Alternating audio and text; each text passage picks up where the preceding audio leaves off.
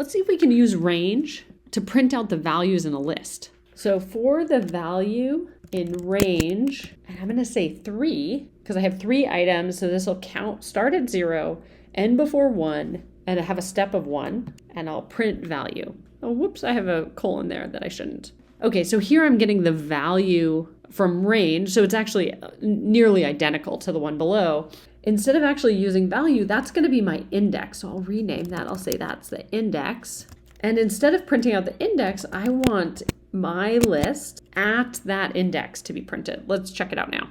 Okay, so here I was able to get those numbers 0, 1, 2, and then I was able to use the indices of 0, 1, 2 to access the elements in yo team yay. You can guess if I went out of range and I try and run it, I get an error message. List index out of range. But if it's in range, it works. Here I just calculated by hand, or essentially counted how many elements were in there, but I have a way to figure out the length of my list. So here I can be like, my list length is just the length. I call that function on my list. So instead of saying 3 directly, I'll put in that variable my list len. And if I run it, okay, it still works. Maybe I can even make this simpler. Instead of creating that variable inside here, I could just put that len call. So above, I turned what I've got highlighted here into a variable and then use the variable here, or saved it as a variable and then use the variable here. But I could just put it directly in. So it's for some variable in range, parenthesis, len, parenthesis, and then my collection there, which is my list. And then again, when I run that, it prints out each of the elements. So this one is actually a really, really, really common pattern that we use. And we do that when we want to be able to explicitly say what the index is. So maybe here I want to say index of, and I have access to that index, so I can say index is index of, maybe it's clear to say at index of, we have. At the index of 0, we have yo. At the index of 1, we have team. At the index of 2, we have yay.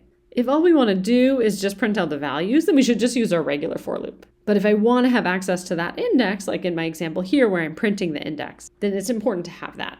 I'll delete the one where I created this separate variable. And here, instead of printing something, let me try and change the value. So I could say my list at that index, so it'll be 0, 1, 2 to loop through each of those items.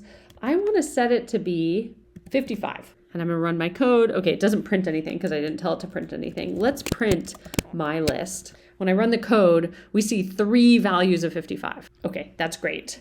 Let's try and make that same change here. But again, we don't have access to the index. So I did update it so that we have an explicit variable my list. So here I could say value equals 55. And then I will try print my list.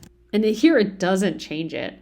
And the reason it doesn't change it is because it actually only changed the variable value, which at first was yo, and then was team, and then was yay. But it didn't go in and use that list indexing to be able to actually change that value. So this is a little bit messy looking to see because we've got the range of the length, but you can imagine, well, if I knew it was 3, I don't have to call that function. I mean, we wouldn't actually do that. We would call the function, but you can imagine like, oh, that's what it's really doing. It's taking that length, which is 3, and then looping through 0, 1, 2. So it's really a lot to look at, but we're going to use it a bunch. So it makes sense to get used to.